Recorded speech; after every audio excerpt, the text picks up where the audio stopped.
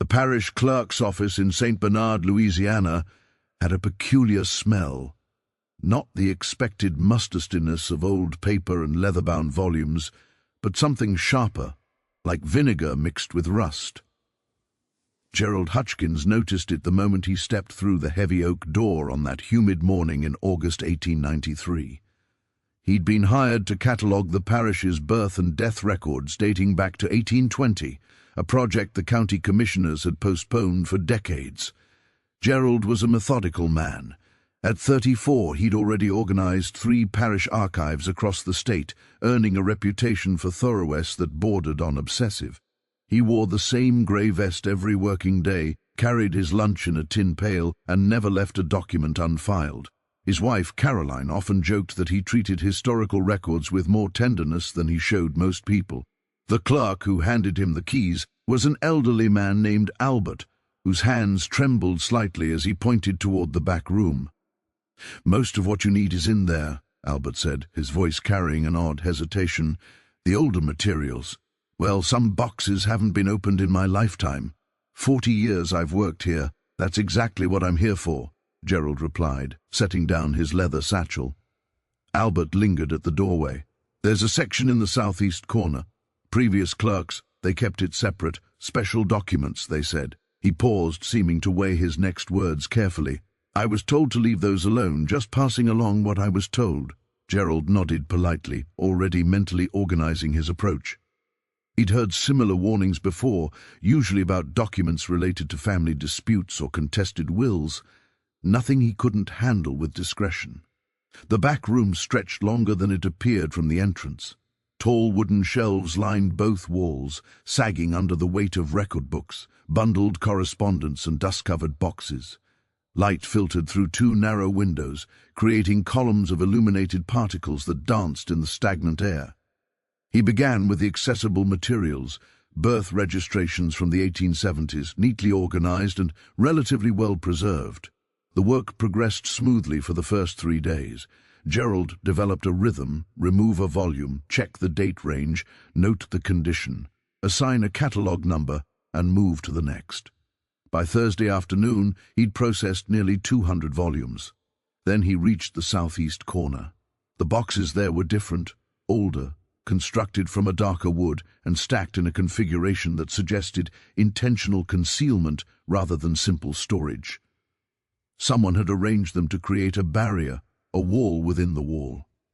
Gerald had to move 7 boxes just to access the ones behind. The first box he opened contained standard plantation records, crop yields, equipment purchases, weather observations from various estates in the parish. Interesting from a historical perspective, but routine. The second box held similar materials. The third box was locked, not with a padlock or modern mechanism, but with a wax seal that had melted and rehardened over the iron clasp. The seal bore an impression Gerald didn't recognize: 3 curved lines intersecting in a pattern that might have been initials or simply decorative. He hesitated. Breaking seals on historical documents was generally frowned upon, but his mandate was comprehensive cataloguing. He carefully applied pressure to the clasp. The old wax crumbled, and the box opened with a dry creak. Inside, wrapped in oilcloth that had long since dried and cracked, were ledgers, 4 of them, each bound in brown leather with no titles or markings on the covers.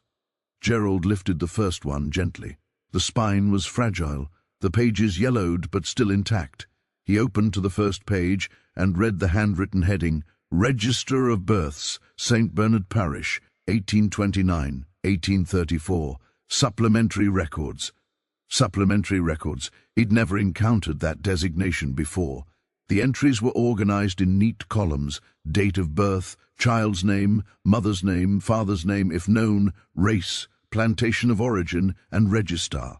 Standard information for the period. Gerald began scanning the entries, making notes about the condition and content. Then he noticed something strange. On page 12, an entry read, "April 3rd, 1830. Female child Marie, mother Lisette, Negro, father unknown, race white, Belmont Plantation, Registrar J. Armel." Gerald stopped. He read it again, certain he'd misunderstood. A child born to a Negro mother listed as white. It had to be a clerical error. He continued reading. 3 entries later, April 27, 1830. Male child Thomas, mother Patience Negro, father unknown, race white, Belmont Plantation, registrar J. Armon. Another one. He flipped forward, scanning faster now. His pulse quickened with each page. June 14, 1830. Female child Rose, mother Dinah Negro, father unknown, race white, Riverside Estate, registrar J. Amman. August 2nd, 1830. Male child Henry, mother Esther Negro, father unknown, race white, Oakwood Plantation, registrar J. Armong. The pattern continued page after page. Children born to enslaved mothers designated as white, and every single entry signed by the same registrar J. Armand. Gerald felt a cold sensation spreading through his chest. He checked the date on the ledger again, 1829 to 1834. He opened the second ledger. The pattern continued through 1835 to 1841. Different plantations, different mothers, different children, always the same racial designation, always the same name signing off. Gerard. By the time the afternoon light began fading, Gerald had documented 47 such entries across the 4 ledgers, 47 children born to enslaved mothers between 1829 and 1847, all registered as white, all certified by J. Armour.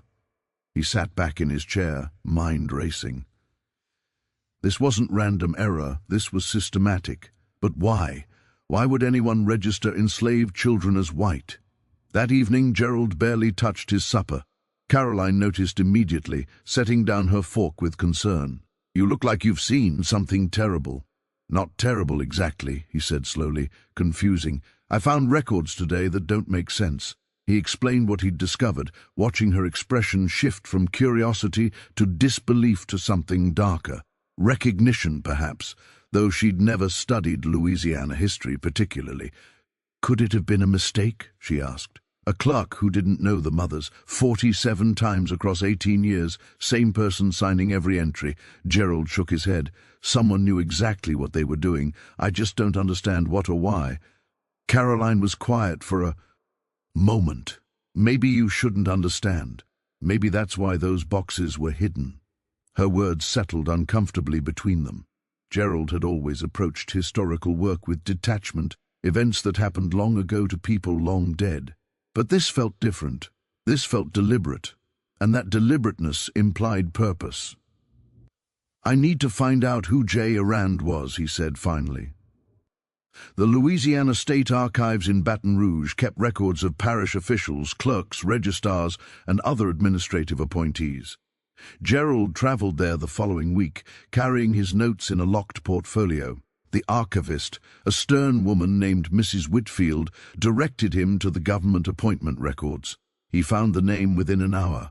Jacques Armon, appointed Deputy Registrar, St. Bernard Parish, January 1829, resigned November 1847.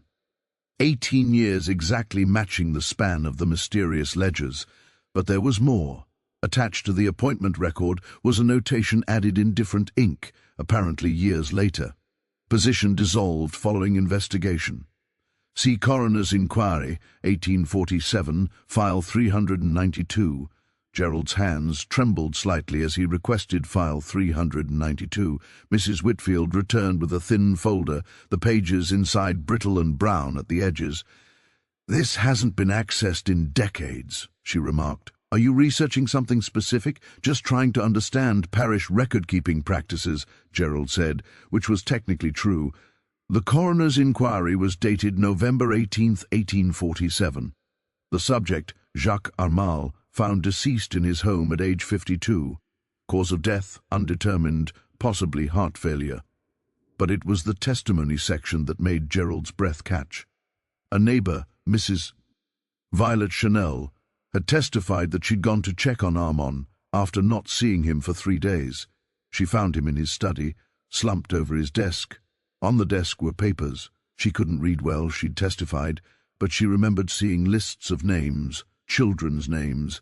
The investigating deputy, a man named Robert Dero, had noted deceased study contained extensive personal records related to parish registrations. Materials appeared to document births from 1829 to present with notations regarding racial classifications and subsequent transfers. Documents were seized for review by parish authority. Transfers. Gerald underlined the word in his notes. The final page of the inquiry contained a brief addendum dated 3 months later. Investigation closed. Materials reviewed by parish commission. Records returned to archive storage. No criminal findings. But what had they found? Gerald returned to St. Bernard with more questions than answers. He approached Albert at the clerk's office with a directness he usually avoided. The name Jaquam. Does that mean anything to you? Albert's face palled visibly. He glanced around the empty office before lowering his voice. How do you know that name? He was a registrar here, worked for 18 years. He was more than a registrar, Albert said quietly. My father worked in this office when I was a boy. He mentioned armor once, only once, said some men do the devil's work with clean hands and legal papers. What did he mean? Albert shook his head. Father never explained.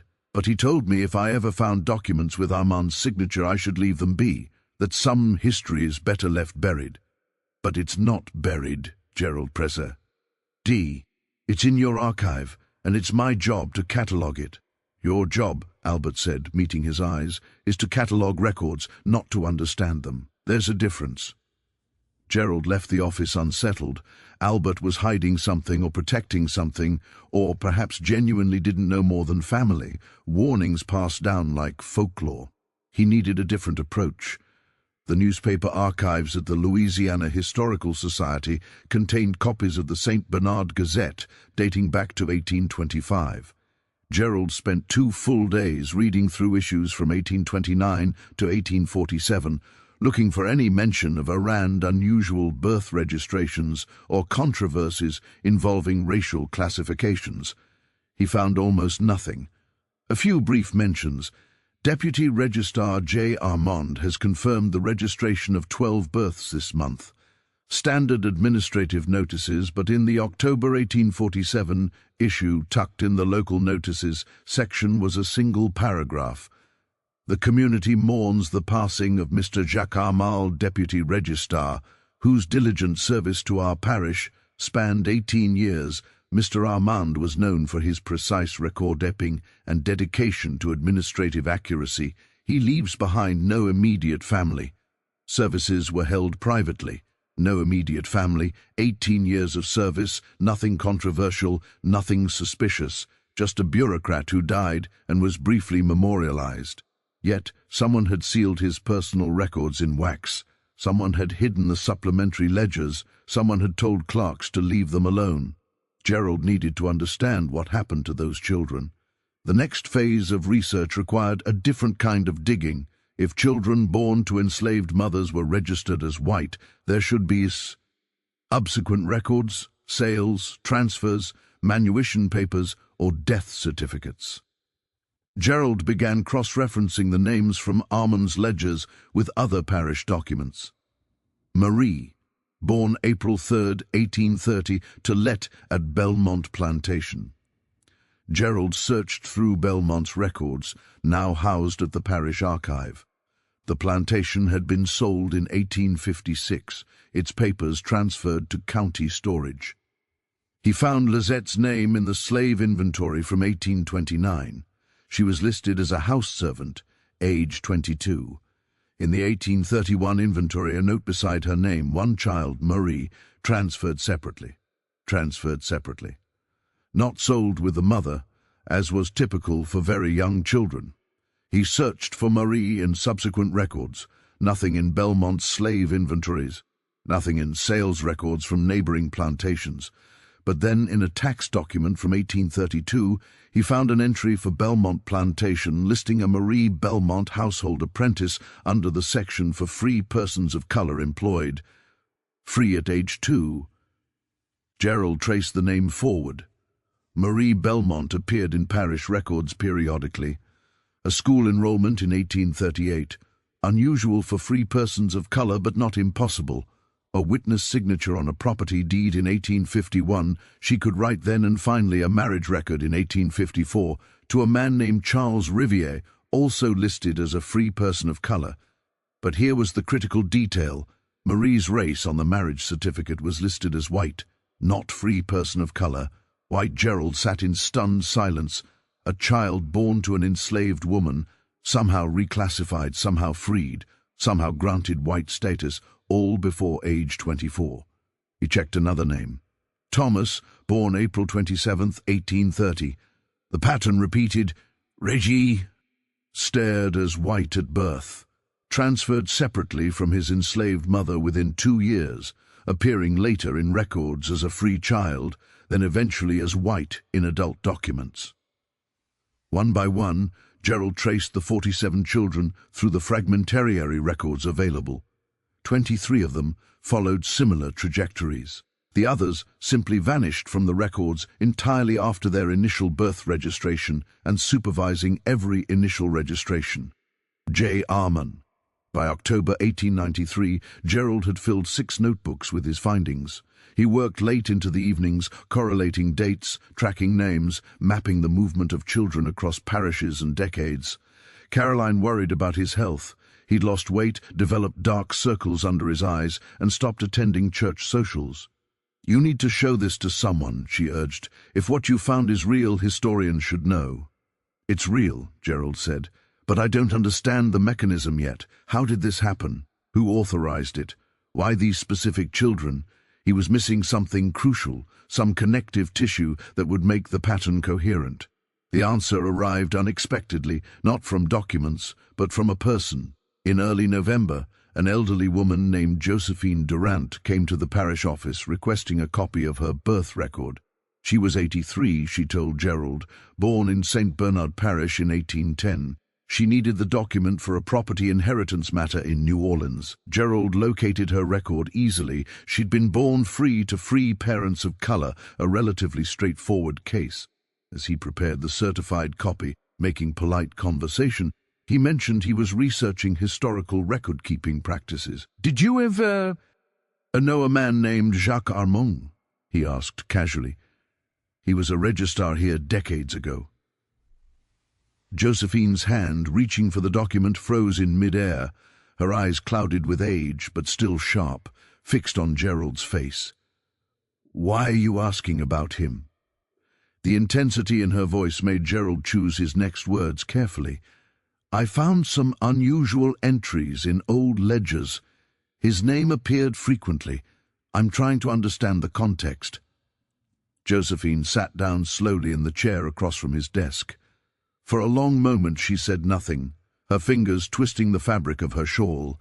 "I knew Amo," she said finally. "Everyone in the colored community knew him, though we didn't speak his name often. Still don't." "What did he do?" "He kept 2 sets of books." She spoke slowly, as if pulling memories from deep storage. "Official books and other books. My aunt was a midwife. She delivered babies on half the plantations in this parish. She told me things toward the end of her life, things she'd seen." Gerald leaned forward. "What kind of things?" "When certain babies were born, babies with skin light enough to pass, born to enslaved women, Armand would be called, not immediately. Sometimes weeks later, he'd arrive with his ledgers and examine the child. If the child was light enough, if the features were acceptable, he'd make his registration as white," Gerald said. Josephine nodded. "Then the child would disappear from the plantation. Within a year, sometimes just months. The mothers were told their babies died. Some believed it, others." She paused. "Others knew better but couldn't do anything." "Where did the children go?" "That I don't know for certain. Aunt Matilda had theories. She believed they were and north or to New Orleans, given to families who couldn't have children or who wanted servants they could claim as orphaned relatives. Light-skinned children could be raised as white. You understand? Especially if the documentation said they were white from birth." The room felt colder. Gerald's methodical mind was assembling pieces into a picture he didn't want to see clearly. "How many children?" he asked. "I couldn't say. Aunt Matilda delivered hundreds of babies over 40 years. She thought maybe maybe 50 or 60 that Armand took interest in, but she only worked certain plantations. If he did this across the whole parish, Josephine trailed off. Did anyone try to stop him? Josephine's laugh was bitter. Stop a white official doing legal registrations. With what power? The mothers were property. The babies were property. If someone with authority decided to reclassify that property as human, as white, as free, who exactly would object? The plantation owners? The question hung in the air, rhetorical but devastating. Why would plantation owners allow it? Gerald asked. They were losing valuable. He struggled with the word assets. Were they? Josephine tilted her head. Think about it. A baby born too light causes problems. Other enslaved people ask questions, overseers ask questions, visitors notice. And if that child grows up looking white, you can't sell them easily, can't put them to field work without raising eyebrows. Easier to make them disappear legally. Armand provided a service. He made uncomfortable problems vanish into paperwork. Gerald felt sick. The clinical logic was airtight. The systematic nature of it, the bureaucratic efficiency, was somehow more disturbing than any spontaneous cruelty. Your aunt, he said carefully. Did she ever know what happened to the children afterward? She heard stories, saw one of them years later, she thought. A young woman in New Orleans, maybe 20 years old, working as a governess for a wealthy family. The woman had a birthmark on her neck. St. Mark Aunt Matilda remembered from a baby she delivered to an enslaved woman named Ruth. But when she tried to speak to the young woman, there was no recognition. The young woman spoke perfect, dressed in fine clothes, and looked through Aunt Matilda like she was invisible. She didn't remember. She was taken at 8 months old, according to Aunt Matilda's memory. How could she remember? For all she knew, she was exactly who her papers said she was. A white orphan raised by a charitable family. The implications cascaded through Gerald's mind. Stolen identities, erased histories, children who would never know their mothers, their origins, the truth of their own existence. Why are you telling me this? He asked Josephine. She stood slowly collecting her certified birth document. Because you asked, and because I'm 83 years old. Everyone who knew about this directly is dead or dying. If someone is finally looking at those records, finally asking questions, maybe it's time the answers were spoken out loud, even if nothing can be done now. She walked to the door, then paused. Armand kept those ledgers separate for a reason. He knew what he was doing was legal, but wrong. That's a particular kind of evil, Mr. Hutchkins, evil that fills out forms in triplicate. After she left, Gerald sat in the empty office as darkness gathered outside. He thought about those children, toddlers, take N from their mothers, given new names, sometimes new families, new identities constructed from lies and certified with official stamps. Some might argue they'd been given better lives, freedom, opportunity, a chance to escape slavery's grasp. But they'd been stolen. Their mothers had grieved, and they'd been built into lies they would carry unknowingly for the rest of their lives. Gerald's research took on new urgency. He began investigating Jacques Armand's personal history, looking for context, for motivation, for the origin point of this systematic reclassification. Armand had come to Louisiana from France in 1825, age 30. He'd worked briefly as a clerk for a shipping company in New Orleans before receiving his appointment as deputy registrar in St. Bernard Parish in 1829. No wife, no children of his own, no significant property holdings. By all accounts, a minor bureaucrat living a quiet, unremarkable life. But Gerald found something else. In the archives of correspondences between parish officials, there was a letter dated March 1829, written by someone named Philip Grosvenor, a wealthy landowner who served on the parish commission. The letter recommended Armand for the deputy registrar position, praising his discretion and understanding of delicate administrative matters. Delicate administrative matters. Gerald tracked down Grosvenor's estate records. The Grosvenor family had owned Belmont Plantation, where many of the reclassified children had been born, until selling it in 1851. Philip Grosvenor had died in 1853. The pieces were connecting. Grosvenor had secured Armand's position. Armand had then provided a service handling delicate matters that benefited plantation owners like But the scope extended beyond Belmont. Gerald's list included children from at least 12 different plantations. This wasn't one plantation owner solving a personal problem. This was an organized system. He found the next clue in banking records. Through property tax documents, Gerald discovered that Jacques Armand had maintained an account at First Louisiana Bank in New Orleans. Estate records from Armand's death showed the account had contained $4,200 at the time, an enormous sum for a parish clerk whose annual salary had been approximately $300. Where had that money come from? Gerald couldn't access detailed banking records, those were private, but the amount suggested regular payments over many years. Payments from whom? For what service? The implications were clear. Armand hadn't done this out of ideological conviction or misguided mercy. He'd been paid to reclassify children, to process them out of slavery through legal documentation, to make inconvenient situations disappear. But paid by whom? The plantation owners directly? Some intermediary organization? In January 1894, Gerald discovered the advertisements. He'd been reading through New Orleans newspapers from the 1830s and 1840s, searching for any mention of Armand or the plantations on his list. He almost missed them. They were small, usually buried in the back pages among notices for livestock sales and shipping schedules. The first one appeared in the April 1831 edition of the New Orleans Mercantile, seeking placement. Light-complexioned infant girl, excellent health, suitable for household service or adoption into respectable family. Inquiries to P.G. care of Dearou and Associates 127 R.U. Royale, P.G. Philip Grovena. Gerald found 6 more similar advertisements over the next 3 years. The phrasing varied, but the structure remained consistent. Light-complexioned infant, excellent health, placement sought, inquiries directed to initials care of Devo and Associates.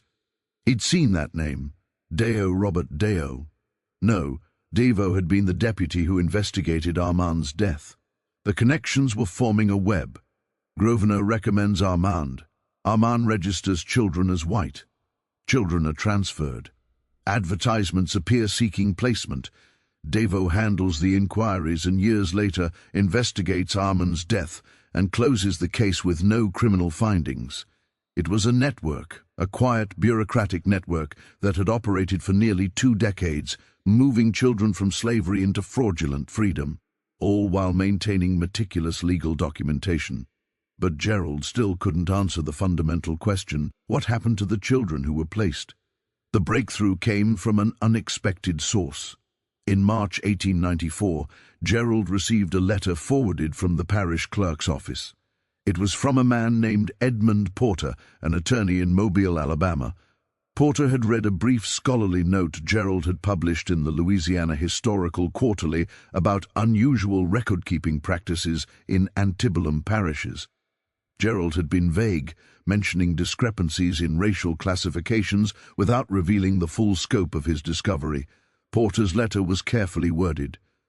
Dear Mr. Hutchkins, your recent note regarding classification irregularities in Louisiana parish records resonates with a case I am currently managing.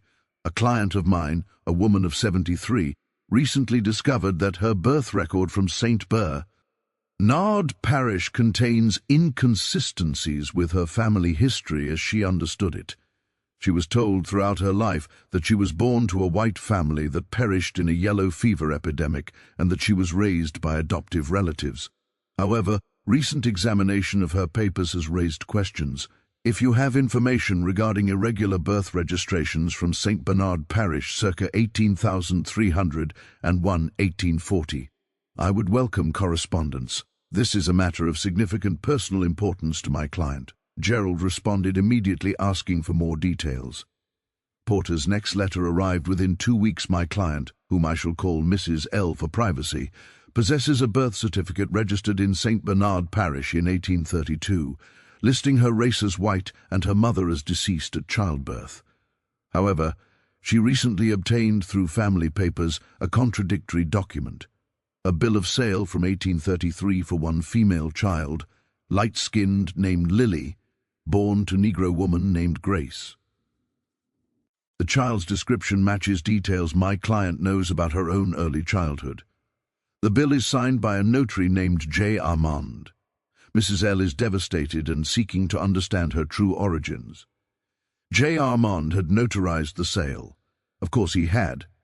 He wasn't just registering these children, he was facilitating their entire transfer chain. Gerald wrote back asking if Porter could share the names involved. Another exchange of letters brought the details. The child Lily had been born at Riverside Estate in 1832. Her mother, Grace, had died in 1835. According to plantation records, the child had been sold to a family in Mobile named the Prescott, who'd raised her as an orphan niece. Gerald checked his ledger. There it was, May 19, 1832. Female child Lily, mother Grace, Negro, father unknown, race white, Riverside Estate, registrar J. Arand. Mrs. L was one of the 47. Over the next several months, Gerald and Porter exchanged extensive correspondence. Porter was representing Mrs. L in an attempt to claim inheritance from her biological mother's side, a futile effort legally. Porter admitted since enslaved persons couldn't leave property, but the principle mattered to his client. She wanted acknowledgement of her true origin. Through Porter, Gerald learned what had happened to at least one of the reclassified children. Sold to a family desperate for a child, or wanting a servant they could raise without the social complications of slavery, or perhaps genuinely believing they were rescuing an orphan. The buyers were given impeccable documentation, white birth certificates signed by an official registrar. The children were young enough to have no memories. The mothers were powerless to object or search. It was trafficking, Gerald realized. Legal, documented, bureaucratically processed trafficking of children disguised as legitimate birth registration and orphan placement. And Armand had been the architect. Gerald's work became more public in 1895 when he presented preliminary findings at the Louisiana Historical Association's annual meeting. He was careful with his language, framing it as a study of administrative irregularities in antebellum record systems, but the implications were clear to anyone paying attention. The response was mixed. Some historians were fascinated, seeing research potential. Others were hostile, suggesting Gerald was fabricating controversy or misinterpreting route in errors. One prominent scholar from Tulane dismissed the entire matter as statistical noise in a system with poor oversight. But Gerald also received letters, 7 of them over the next year, from people across Louisiana, Mississippi, Alabama, and Georgia. Each letter told a similar story. Family documents that contradicted official records, elderly relatives with vague memories of children who went to live with other families, birth certificates signed by J. Arand that didn't match family oral histories. One letter came from a woman in Natchez who'd found her grandmother's diary. The grandmother had been a free woman of color in the 1830s, employed as a seamstress. She'd written about her sister, an enslaved woman, at a Louisiana plantation who'd given birth to a light-skinned daughter. The entry from 1834 read, "Louise's baby is gone. They told her the fever took it, but there was no fever. I saw the child 2 weeks ago, healthy and strong. Now Louisa won't speak, she just stares at the wall." Another letter came from a man whose grandfather had been a blacksmith in St. Bernard Parish. The grandfather had kept a journal documenting his business transactions. One entry from 1839 noted made small hinges for travel baskets special order. Customer was that French registrar fellow, said it was for transporting documents, but the basket was lined with blankets. Strange commission travel baskets lined with blankets. Gerald's stomach turned. By 1896 he'd documented 73 cases, the original 47 from Armand's personal ledgers, plus 26 more he'd found by cross-referencing plantation records with Armand's official registrations. Not all followed the same pattern. Some children had been ridges, tarred with race left blank, or with confusing notations like under review or pending classification. But the core group, the 47 from the supplementary ledgers, those were clear, and in every case, Jacques Calme's signature appeared. Gerald attempted to publish a full paper on his findings. 3 academic journals rejected it. The editor's responses varied, but the underlying message was consistent: too controversial, too speculative, insufficient direct evidence of criminal intent. "You have correlation," one editor wrote, "but you cannot definitively prove conspiracy. Armand is long dead. The children, if alive, would now be in their 60s or 70s, living as white citizens with no knowledge of your research. What purpose does exposure serve except to create social disruption?" The question haunted Gerald. What was he trying to accomplish? Justice for the mothers, recognition of what had been done, some historical footnote that would be read by scholars and forgotten, or was he simply unable to leave the mystery unsolved? In May 1896, Gerald traveled to New Orleans to examine property records at the Notarial Archives. He was searching for any properties owned by Jacques Armand beyond his residence in St. Bernard Parish. He found one, a small warehouse near the docks, purchased in 1832 and sold in 1846. The property records included a brief description: storage facility for documents and administrative materials. Gerald located the current owner of the property. It had changed hands 4 times since Armand sold it. The current owner, a merchant named Theodore Bruno, was happy to let Gerald examine the premises for a small fee. The warehouse was narrow and unremarkable, wedged between two larger commercial buildings. Bruno explained it was primarily used for storing imported textiles. Now, previous owner used it for similar purposes, he said. "Before that, I couldn't tell you." "Would you mind if I examined the structure?" Gerald asked. "Sometimes old buildings have historical materials left behind." Bruno shrugged. "Look wherever you like. Just don't damage anything." Gerald spent 3 hours inspecting the warehouse. The ground floor revealed nothing unusual: empty wooden crates, remnants of textile wrappings, dust. But there was a small upper floor accessed by a narrow staircase. The upper room was perhaps 12 feet x 15 feet.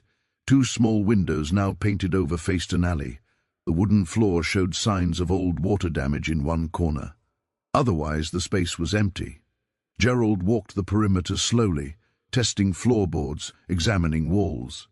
He was about to give up when he noticed something odd about the chimney breast. The brickwork there was slightly different. Newer mortar, subtle color variation. He pressed against the bricks experimentally. One shifted.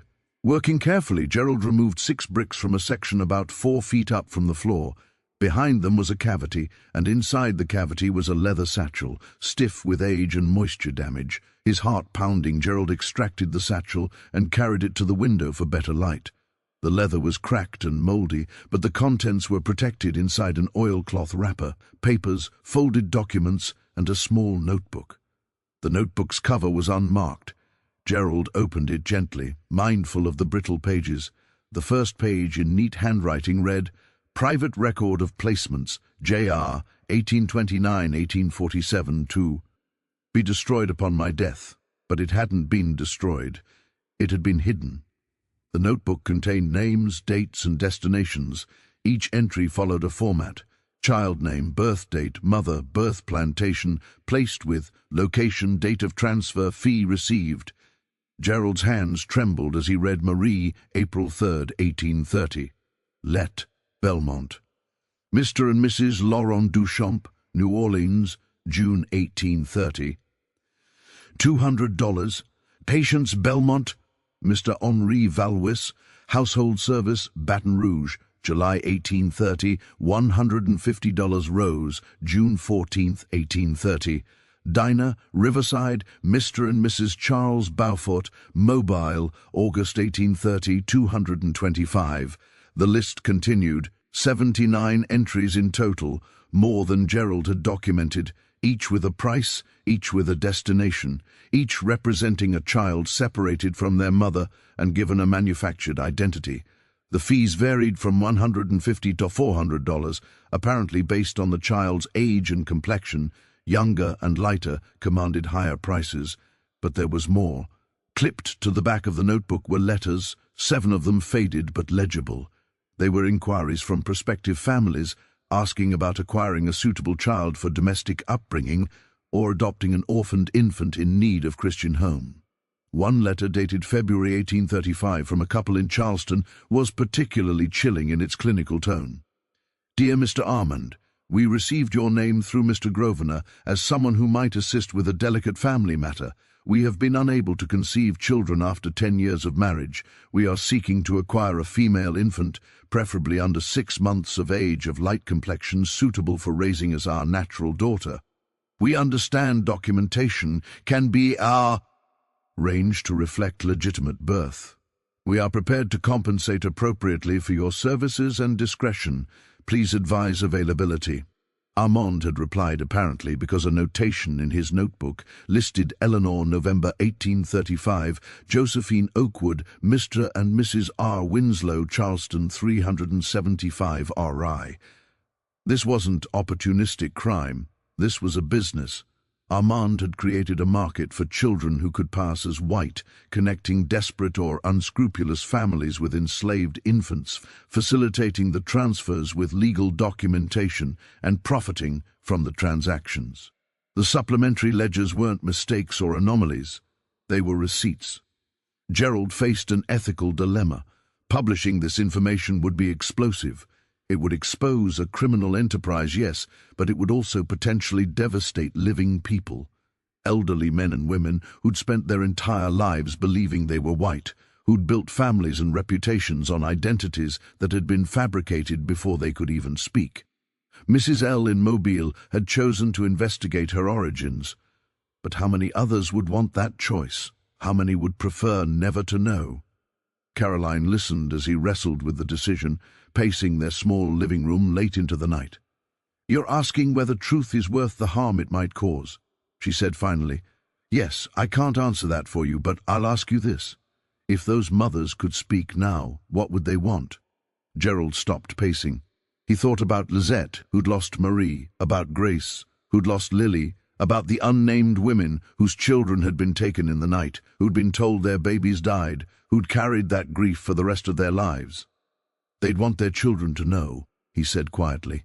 "They'd want the truth told. Then you have your answer." Gerald's comprehensive report, Systematic Racial Reclassification in Antebellum, Louisiana, the Armand Ledgers 1829-1811-1847, was published in June 1897 by the American Historical Review, one of the few journals willing to handle the controversial material. The response was immediate and fierce. Several Louisiana families threatened legal action, claiming Gerald was defaming their genealogies with unsubstantiated accusations. The St. Bernard 7 research, which she read in one sitting, then returned to the documents and realized Martha was one of the 79, after which she contacted the Louisiana State Archives to ask if the Armand materials had been digitized, only to be told budget constraints prevented it, and perhaps someday the ledgers would be scanned and searchable. Someday the thousands might learn their ancestors were processed through Jacques Armand's system.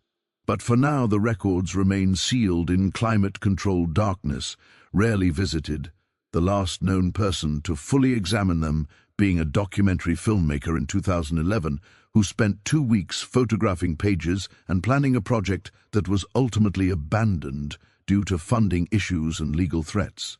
Though years later she reflected that what disturbed her most was not slavery's evil itself, but the bureaucracy behind it, the fact that someone designed forms, procedures, and logistics for the theft of children, for erasing one legal identity and manufacturing another, repeating the process at least 79 times, filing everything properly, and what is perhaps most unsettling is that none of it was hidden at the time. It was official, recorded, preserved, with the concealment coming later when someone chose to lock the ledgers away rather than destroy them, raising unanswered questions about guilt, habit, or quiet recognition that these documents might someday matter.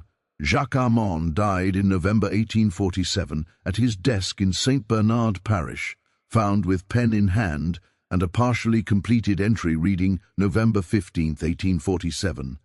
Male child unnamed, mother Rachel, Negro, father unknown, the race field left blank, death interrupting whatever classification he was about to record, the child never officially registered and never appearing again in parish records, marking Armand's final act in a system he had maintained for 18 years. After which he was buried in an unclaimed grave, now unmarked and forgotten, leaving behind only signatures and ledgers, while the mothers he documented are Eve and harder to trace, appearing only as property entries, names like Let, Grace and Denina, whose lives fade into silence after their children were taken, with no record of grief or hope because the system did not require it. And although historians sometimes ask whether the children raised as white lived better lives, the question itself assumes theft or enslavement were the only options, ignoring the moral alternative society refused to choose. And while some children lived relatively comfortable lives and others became bonded servants in all but name, all of them lived within lies constructed by paperwork they never saw, a legacy that still echoes today as descendants unknowingly carry these hidden histories, illustrated by cases like David Pritchard in 2007, who discovered his great-grandmother had been sold as an infant, and described the revelation as identity vertigo, choosing truth over comfortable lies. And although historians debate whether uncovering such histories serves the present, the ledgers remain indifferent, factual, preserved, waiting, until in 2015, a faint handwritten note was discovered on the final page reading, "God forgive me for what necessity required. Let these names stand as witness to what commerce demands of men's souls." Written weeks before Armand's death, leaving behind no explanation, only evidence, making the Armand case not a story of theatrical villainy but of a system so smooth it generated its own documentation, where law and crime became indistinguishable, and where children became someone else before they were old enough to know they were anyone at all. And if stories like this matter to you, subscribe to Black Right Stories and comment below the name of the country you're watching from, because these hidden histories connect us across generations, borders and truths long buried. If you want, I can now